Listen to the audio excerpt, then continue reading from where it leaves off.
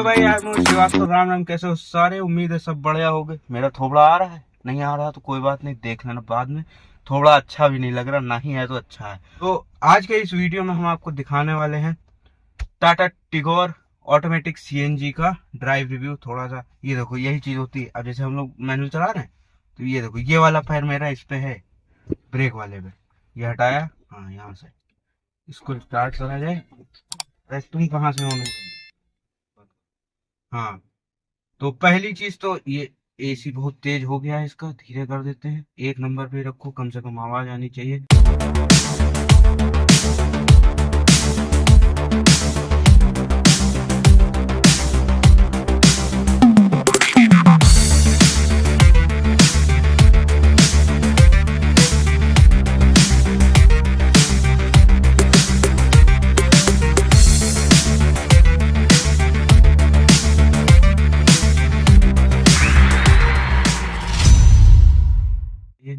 बाकी अब बात की जाए तो यहाँ पे स्टेयरिंग इल्यूमिनेटेड लोगो आपको मिल जाता है साथ में।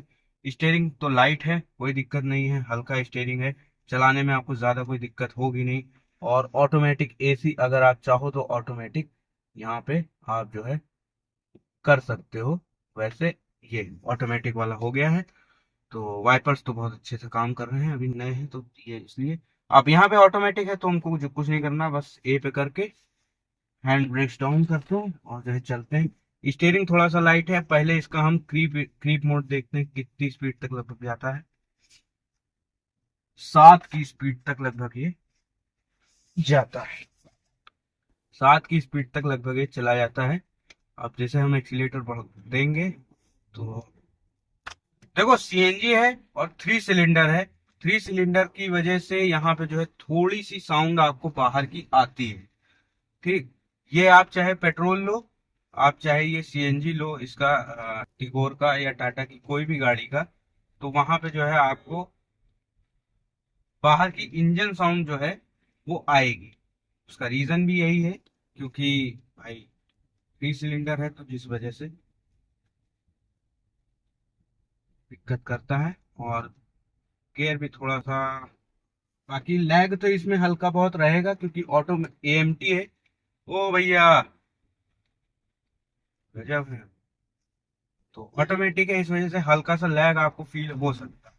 लेकिन बाकी वैसे बात की जाए, ये ब्रेकर पे भी कोई बहुत ज्यादा वो नहीं है। इधर से चलते हैं फिर उधर से वापस आ जाएंगे।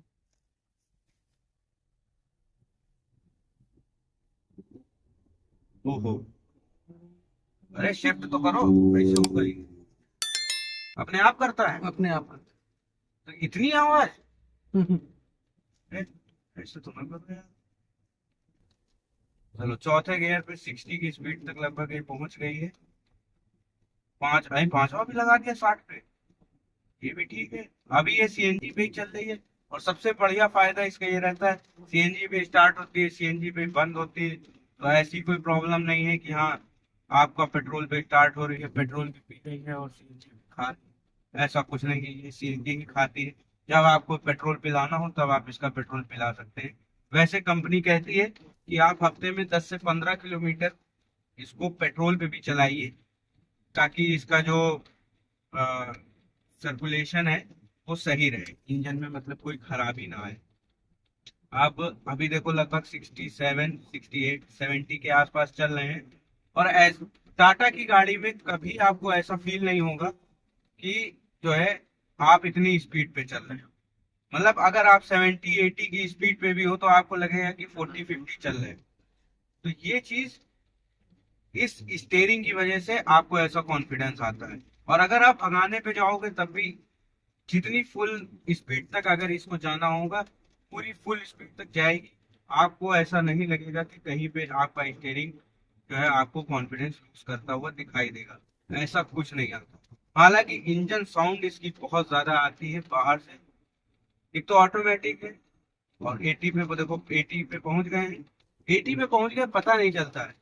ये चीज जो है मतलब सीएनजी में है, और सीएनजी के हिसाब से पिकअप भी बहुत सही है। हालांकि पेट्रोल में इसका लगभग 85 bhp के आसपास पेट्रोल में जनरेट करती है, और सीएनजी में लगभग 73 bhp के आसपास जनरेट करती है। तो पावर फिगर्स सेगमेंट के मुकाबले इसके ज्यादा सही है सीएनजी में भी। जो डिजायर हो गई और ये आपका ऑरा हो गई, ये आपका लगभग 65 टू 70 के आसपास पावर जनरेट करती है। लेकिन सबसे ज्यादा सेगमेंट में पावर भी यही जनरेट करती है। ऑटोमेटिक में सीएनजी भी टाटा ही ऑफर करता है।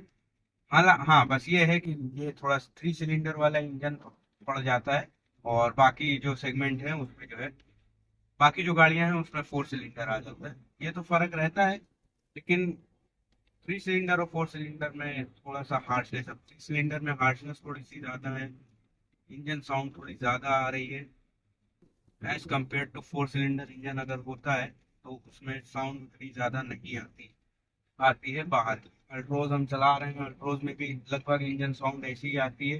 हालांकि सीएनजी पे चल रही है तो ज्यादा आवाज करती है। अगर हम इसको पेट्रोल पे शिफ्ट कर देते हैं तो ये जो है कम आवाज जो है करती है। अभी बाद में बात करते हैं। तो ये चीज है, सीएनजी पे थोड़ा सा आवाज इसकी ज्यादा रहती है। अगर आप पेट्रोल पे शिफ्ट करोगे तो आपको, अगर सीएनजी से पेट्रोल पे शिफ्ट करोगे, इनिशियली आपको कोई डिफरेंस नहीं लगेगा।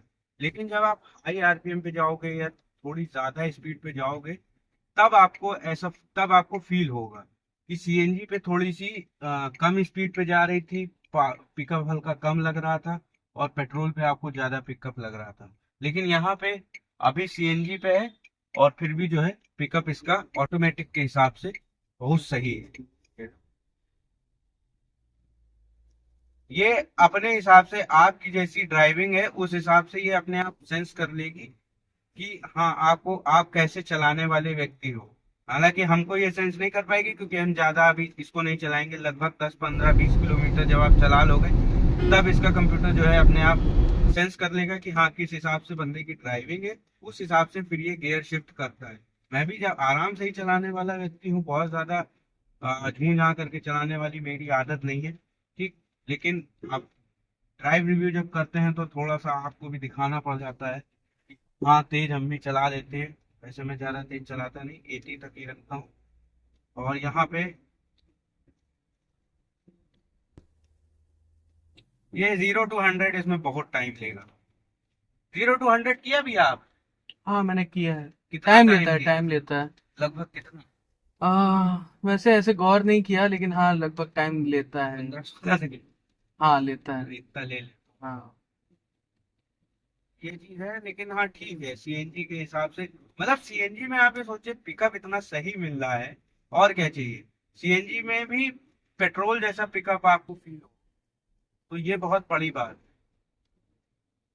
पेट्रोल पे जो पिकअप मिलता है वो तो ठीक है।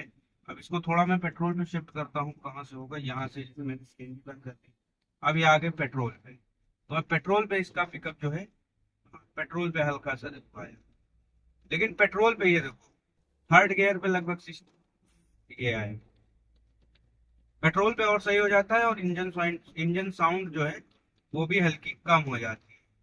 ये पेट्रोल पे और सीएनजी में। अब जैसे पेट्रोल में चल रही है लगभग 72 की स्पीड पे, और मैंने इसको सीएनजी पे किया, भाई साहब पता ही नहीं चल रहा, कुछ पता नहीं चलता। ब्रेकिंग अच्छी है, कोई दिक्कत नहीं है। अगर आपको अचानक से भी ब्रेक मारना पड़ जाए तो कोई दिक्कत नहीं है, गाड़ी वहीं वहीं पे, क्या मतलब एबीएस जैसे काम करता है वैसे ही सीधे रुकती है।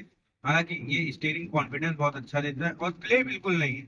जितना काटेंगे उतनी ही जो है गाड़ी आएगी। ये देखो, बॉडी रोल भी उतना ज्यादा नहीं है, बढ़िया है। मतलब 175 mm के आसपास की है। उसके बाद भी बॉडी रोल इतना कम है, ये भी सही है। जो हैचबैक बिल्कुल नीचे वाली होती है जैसे मेरी है, 165 mm की ग्राउंड क्लियरेंस। अच्छा, आपको ऐसा नहीं लगा कि इसके टायर छोटे हैं थोड़े? लेकिन अगर आप माइलेज देखेंगे तो टायर सही है। माइलेज टायर से ही आती है। हाँ। हाँ, तो ये पतले टायर होने का ये एक फायदा है। और ये चीज मैंने भी नोटिस की है अल्ट्रोज में। जब जो अल्ट्रोज के बेस मॉडल वाले ओनर हैं, जिनमें 14 इंचेस के व्हील्स आते हैं, तो उसमें क्या है, उसमें उनको एवरेज ज्यादा मिल रहा है। और जो मेरे में 16 इंचेस के जो है व्हील्स आते हैं, तो उनकी चौड़ाई ज्यादा है, जिसकी वजह से एवरेज भी उसका कम है। अगर मैं सेम स्पीड पे 80 की स्पीड पे अगर चलता हूँ, अल्ट्रोज में जिसमें 16 इंचेस के व्हील्स लगे हैं, तो वो लगभग मुझे एवरेज देगा 21 के आसपास हाईवे पे। वही अगर हम 14 इंचेस के व्हील्स पे जो बेस मॉडल वाली अल्ट्रोज आती थी, वो मैं लेके अगर जाता हूँ हाईवे पे सेम 80 की स्पीड पे, तो उसमें लगभग 23-24 का एवरेज मिल रहा है। तो व्हील्स का तो बहुत फर्क पड़ता है, लेकिन हाँ कंपनी ने दिया है तो कंपनी फिटेड ही आप रखो, ज्यादातर तो सही रहेगा, उससे एवरेज आपका सही रहेगा। जो आप बाहर से अलॉय व्हील्स लगवाते हो, उस वजह से थोड़ी सी आपको, अगर आप सेम साइज सेम प्रोफाइल सारी चीजें सेम है लगभग, केवल आप अलॉय व्हील्स करवा रहे हो वैसे, तो सही रहता है। लेकिन अगर आप थोड़ा सा बड़े टायर लगवा लोगे, तो बड़े टायर लगवाओगे तो एवरेज आपको थोड़ा कम वही। यहाँ पे थोड़े से गड्ढे वाली रोड पे हम आ गए हैं, देखते हैं यहाँ पे क्या रिस्पॉन्स रहता है। ओहो, ज्यादा नहीं, ठीक है, सही है। यहाँ पे अगर मैं कोई मारुति की गाड़ी लेके आता हूँ, जैसे ग्लैंजा मैंने उस दिन चलाई थी यहाँ पे, तो थोड़ा सा आवाज ज्यादा आ रही, हचके ज्यादा लग रहे थे। ये चीज टाटा में नहीं होती है, मेरी गाड़ी में भी नहीं है ये चीज, और इसमें भी नहीं है। मतलब ग्लाइड होकर चलती है, ऐसा आपको कहीं से नहीं लगेगा कि बहुत ज्यादा गड्ढों वाली रोड में चल रहे हैं। इस रास्ते पे आवाज बहुत आती है गाड़ी में, तो अंदर की प्लास्टिक की होती है, तो वो चीज नहीं है। और देखो ग्लाइड होकर चलती है, यहाँ पे सस्पेंशन बहुत सही, वेरी गुड। डिजायर डिजायर तो नहीं, ऑरा के मुकाबले इसके सस्पेंशन अच्छे हैं। ऑरा का स्टेयरिंग हाँ कह सकते हैं कि थोड़ा सा ऑरा के स्टेयरिंग में हल्का सा प्ले भी है, उतना ज्यादा। आप अगर 80-90 के आसपास चलाओगे भी, तो आपको कॉन्फिडेंस तो देगा। 120 तक कॉन्फिडेंस लगभग हर गाड़ी देती है, और अभी आपको 120 तक कॉन्फिडेंस देगी। लेकिन 120 के ऊपर जब आप उसको लेके जाओगे, तब आपको ऐसा लगेगा कि हाँ कॉन्फिडेंस मेरा कहीं पे लो है। वो चीज इसमें आपको नहीं मिलती है। और गड्ढों को जिस तरीके से ये टैकल कर रही है, बहुत अच्छा, मतलब आपको ज्यादा गड्ढे फील नहीं होंगे। गड्ढे तो होते हैं, और रास्तों पे तो गड्ढे तो खैर क्या ही बताएं, बारिश का मौसम है, बारिश का मौसम है, गड्ढे हो ही जाते हैं। ये कुछ अचानक से ऐसे लोग आ जाते हैं, इन्हीं के लिए डैश कैम बहुत जरूरी है। आप भैया डैश कैम लगवाएं, और जो है सुरक्षित रहें, क्योंकि भले सामने वाले की गलती हो, गलती आपकी दी जाएगी क्योंकि आप बड़ी गाड़ी से चल रहे हैं। स्टीयरिंग फीडबैक बहुत सही है, लाइट है, हल्का है स्टीयरिंग, जिसकी वजह से कोई दिक्कत नहीं होती। तो जैसे जैसे स्पीड बढ़ती जाएगी, स्टीयरिंग हार्ड होता जाता है। ठीक, यही सबसे ये अच्छे स्टीयरिंग की खासियत होती है कि कम स्पीड पे है, अगर खड़ी है स्टीयरिंग बिल्कुल लाइट है। जैसे जैसे आप स्पीड बढ़ाओगे, 80, 80, 70, 90, 100 तक पहुंचोगे, उतना ज्यादा स्टीयरिंग में वेट आता जाता है, जिसकी वजह से आपको कॉन्फिडेंस मिलता है।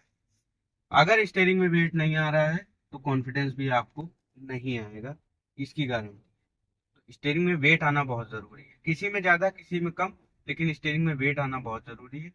आउट ऑफ 10 अगर हम इसके ड्राइव रिव्यू की बात करें, ऑरा के मुकाबले मैं इसको 8 रेट करूंगा, ऑरा को 7 रेट करूंगा स्टीयरिंग के हिसाब से। इंजन के मामले में और पिकअप के मामले में क्या है, ऑरा को मैं 8 रेट करूंगा, इसको मैं 7 रेट करूंगा। थोड़ा सा इंजन नॉइज ज्यादा आती है हुंडई ऑरा के मुकाबले। डिजायर मैंने चलाई नहीं, इसलिए मैं जो है डिजायर से कंपेयर करूंगा भी नहीं। तो जब डिजायर मिलेगी तब उसके हिसाब से कंपेयर किया जाएगा।